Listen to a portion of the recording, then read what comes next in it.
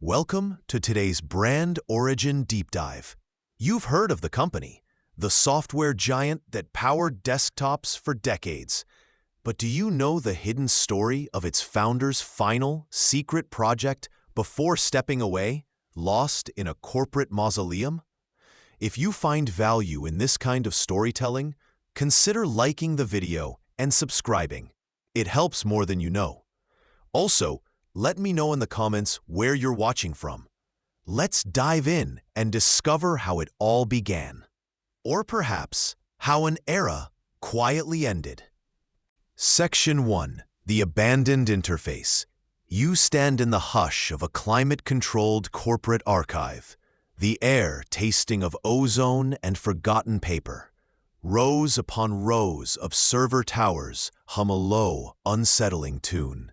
This isn't the public face of the tech giant.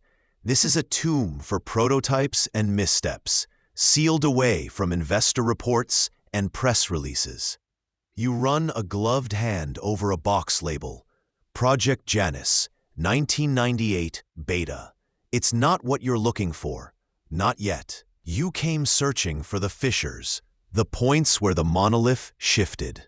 You're here to understand not just that Bill Gates stepped back from the empire he built, a major historical milestone marking the beginning of the transition, but the tremors it sent through the company's very code. It's a story whispered in defunct forums and hinted at in cryptic internal emails, a story of a soul grappling with its maker's absence. You catch sight of something on a shelf, a slightly bent, bright red paperclip icon printed on a discarded piece of packaging from the late 90s. This quirky, lesser-known detail, Clippy, seems to watch you, a relic of forced helpfulness, now just a symbol of something discarded. There are whispers of a final, desperate project, a concept Gates poured himself into just before his official transition, one that never saw the light of day. Brand historians still debate whether this unreleased project represented a true change in philosophy or just a final, fleeting obsession. You begin pulling files, the dust settling around your feet like fallen snow on a digital graveyard. Section 2. The Rise of the Empire. Building on the foundational code laid in the early days, the company began its meteoric ascent, moving beyond operating systems to dominate the software landscape. This phase was marked by relentless expansion and strategic maneuvers that often felt less like collaboration and more like conquest.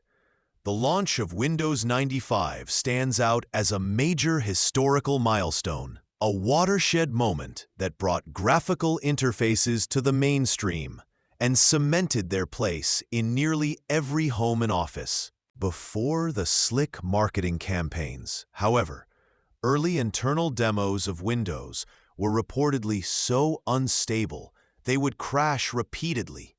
A quirky, lesser-known detail the development team had to frantically work around.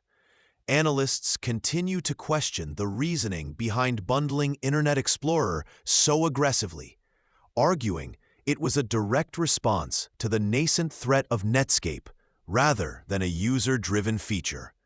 This period was defined by pushing boundaries, sometimes technologically, sometimes ethically, as the company grew from a scrappy startup into an undeniable global force, setting the stage for future challenges and triumphs. The air in the archive seems to grow colder as you consider the sheer scale of their ambition. Section 3. The Storm and the Reckoning. As explored in the previous phase, rapid growth often breeds friction.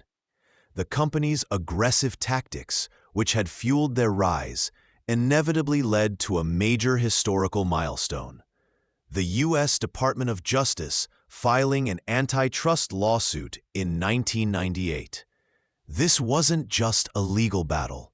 It was a public relations nightmare, forcing the company to defend its very identity and market practices. A quirky, lesser-known detail from this time involves Bill Gates' deposition tapes, where his seemingly evasive answers and lack of familiarity with internal emails became fodder for late-night comedians and painted a picture of a leader detached from the ground-level impact of his company's actions. Brand historians still debate whether the lawsuit ultimately fostered a more competitive tech ecosystem or merely solidified the company's dominance in different ways. The legal pressure forced introspection, revealing vulnerabilities beneath the seemingly invincible facade. It marked a turning point, demonstrating that even the most powerful empires were not immune to scrutiny and challenge, pushing the company towards a period of forced, perhaps uncomfortable, evolution. Section 4. Evolution in the Digital Age. Building on what came before, the post-antitrust era forced the company to adapt, albeit sometimes reluctantly. With a new leader at the helm, the focus began to shift, albeit slowly, from solely desktop software to embracing the burgeoning internet and new hardware initiatives. The launch of the Xbox gaming console is a major historical milestone from this period, representing a bold diversification attempt into consumer electronics, a market they had previously struggled in. A quirky, lesser-known detail from the Xbox's development was the internal skepticism and turf wars it generated.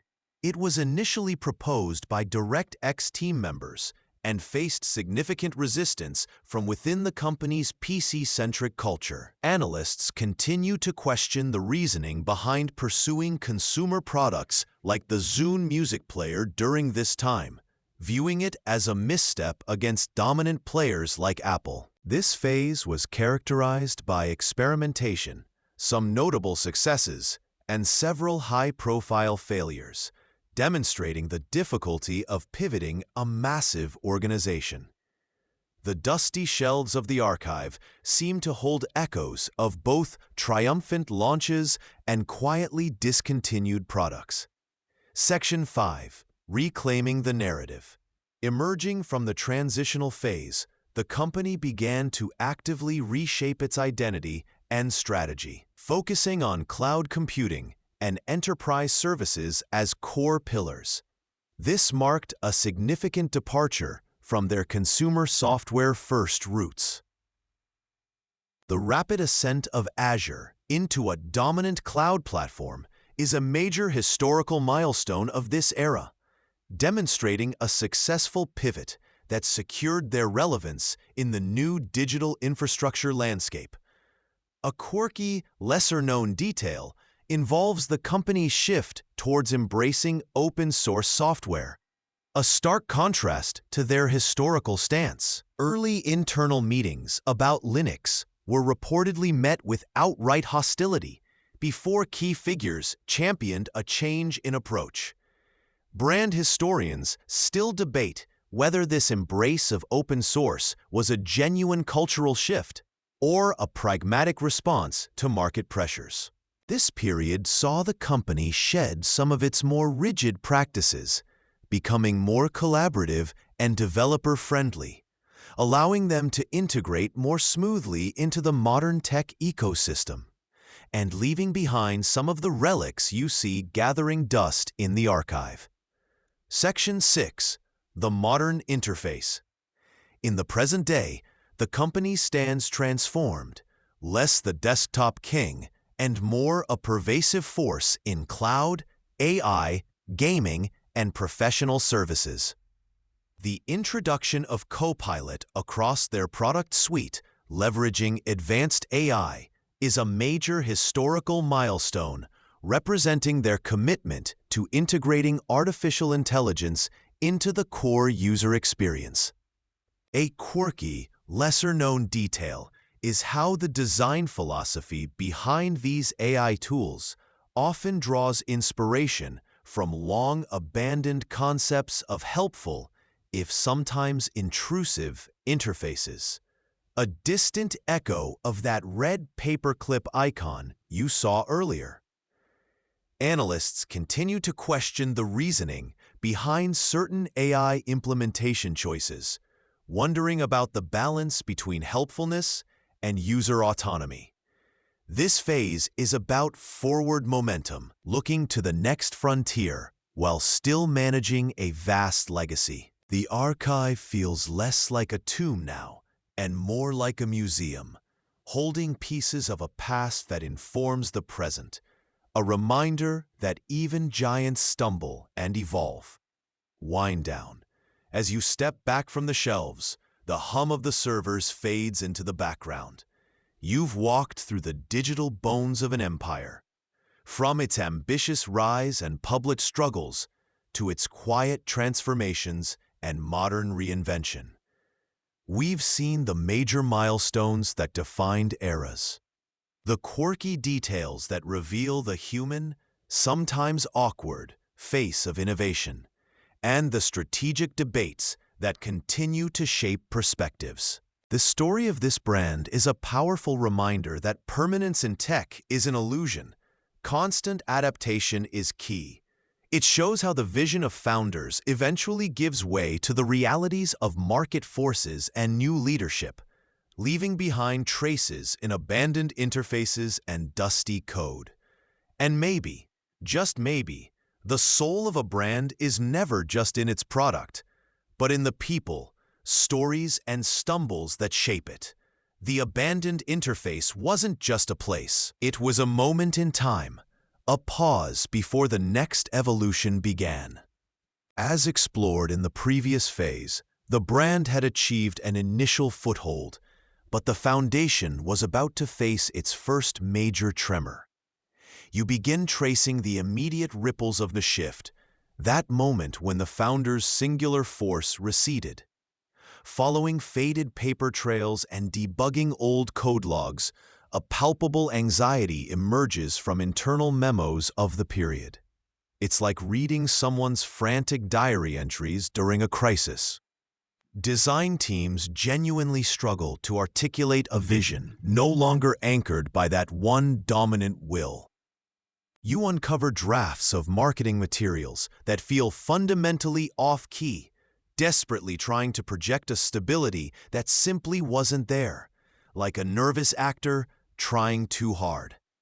The emotional shift is startlingly evident in contradictory mission statements released within weeks of each other and sudden, unexplained product pivots that leave everyone reeling. This internal turmoil becomes a major turning point, revealing the company's deep reliance on its former leader. And you keep seeing it, the paperclip icon, the symbol of Clippy, popping up in the most unexpected places.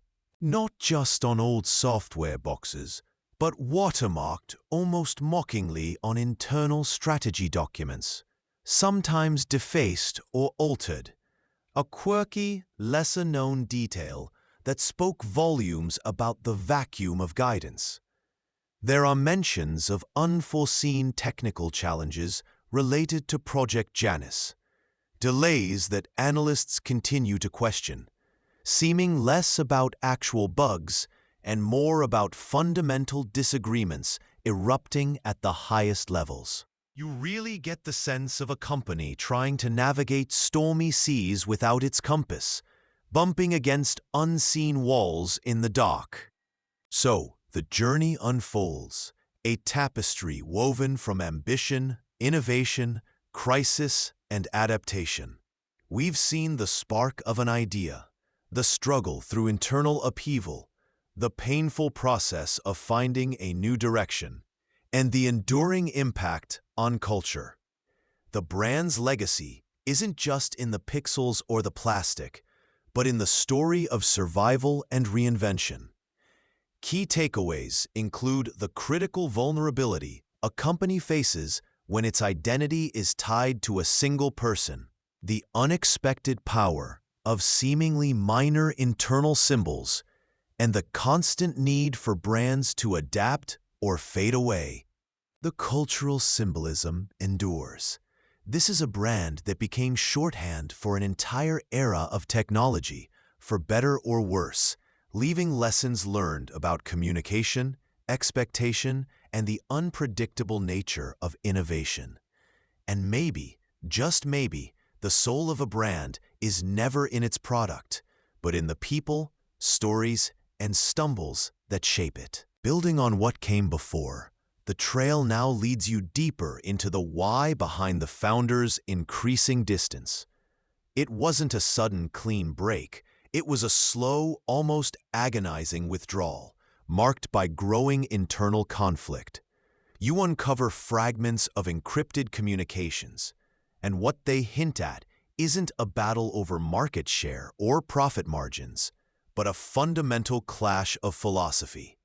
The core disagreement revolved around the company's very soul. Should it remain a benevolent, helpful, if sometimes charmingly clunky assistant to its users, or transform into something faster, sleeker, something else entirely?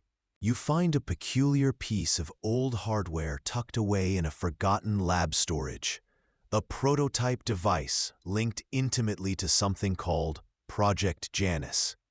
Unlike anything the company ever released publicly, this artifact feels cold, inert, carrying the palpable weight of its failure. As this internal tension mounts, an emotional shift permeates the organization. A culture of secrecy descends, teams become increasingly siloed, and crucial information fragments. You notice something eerie. The familiar Clippy icon begins appearing in subtly distorted, almost unsettling forms on old internal network drives, like a digital specter watching the internal turmoil unfold. Analysts continue to question the reasoning behind the abrupt termination of Project Janus, which this artifact represents. You piece together fragments of a story about a specific event, likely a tense presentation or critical meeting, that sealed the fate of Project Janus and, perhaps, accelerated the founder's disengagement. This peculiar prototype feels like the key, humming with silent data about what might have been, a physical reminder of a fork in the road the brand chose not to take. As explored in the previous phase, a shift was happening at the top. With Gates' direct influence waning on the day-to-day, you witness the company enter a period of awkward, often public transformation. Leadership struggles, though framed in careful corporate speak, become known, hinting at internal friction and disagreements on direction. You see failed attempts at finding a new identity, testing abstract logos that felt cold and sterile, launching ad campaigns that completely mystified consumers, leaving people asking, "What is this brand anymore?" Analysts continue to question the reasoning behind some of these early missteps in rebranding. The emotional shift is now external. Public confusion reigns supreme about what the brand stands for, a stark contrast to its clear earlier positioning. Internally, there's a palpable, almost desperate energy to push forward, to forge a new path, yet the shadow of the past feels long. The symbolic thread, the paperclip, perfectly encapsulates this divide. Outside the company, it's a lightning rod for criticism and ridicule, a dated meme. But inside, it remains a quiet, almost mournful symbol of a discarded, simpler approach to user interaction. You uncover discarded design documents for interfaces that were radically different from what eventually shipped. Concrete proof of a split vision during this turbulent era. This is where the fundamental change in how the company views its users begins. A significant deviation from the original helpful friend philosophy. Building on the difficult lessons learned from Project Janus and the subsequent identity crisis, success does arrive, a new golden age for the brand, but you witness it being built on a foundation profoundly shifted by the departure and the preceding turmoil. You analyze the products that define this next era. Major leaps in operating systems that regain dominance. Ambitious entries into gaming consoles that finally stick. And, perhaps most pivotally, a deep dive into cloud services. This cloud push, in particular, becomes a major historical milestone, reshaping the entire industry landscape and securing future growth. These aren't just successful products. They reveal a changed soul. The approach is more clinical, more strategic, less prone to the quirky, perhaps naive optimism of earlier days. The character focus shifts to the figures who rise here, their strategies undeniably shaped by the instability they navigated. They are pragmatic, efficient, and focused on market dominance. Outwardly, there's immense confidence, shareholder value soaring. But beneath the surface, you sense a deep internal change, a hardening of the corporate shell, perhaps a necessary armor forged in the crucible of the past. And what of the paperclip icon? It's long gone from products, a ghost of a previous era. Yet it lives on vibrantly in internet folklore, in memes, in nostalgic retrospectives that often gloss over the messy corporate drama it symbolized. Internally, it's referenced ironically in presentations, a shorthand for what not to do. But the irony feels strangely hollow, lacking the self-awareness it pretends to have. A quirky, lesser-known detail from this time. One major internal project designed to streamline collaboration was codenamed Spartan. A far cry from the friendly-faced icons of the past, perhaps reflecting the new battle-hardened mindset. You see how the painful lessons from the failure of Project Janus and that identity crisis informed these later, vastly more successful strategies. But analysts continue to question the reasoning behind the trade-off. Did the pursuit of clinical efficiency, while successful, replace a more human, if flawed approach that perhaps fostered more genuine innovation or connection? Stepping back from the quiet hum of the archives, you feel the weight of the story settle. Microsoft today is an undeniable colossus, its influence woven into the fabric of nearly every modern interaction. Its identity seems so clear, so focused, so powerful. But knowing the tale of the founder's departure, the unseen struggles, the discarded visions, the infamous paperclip left behind, you begin to see the current structure differently.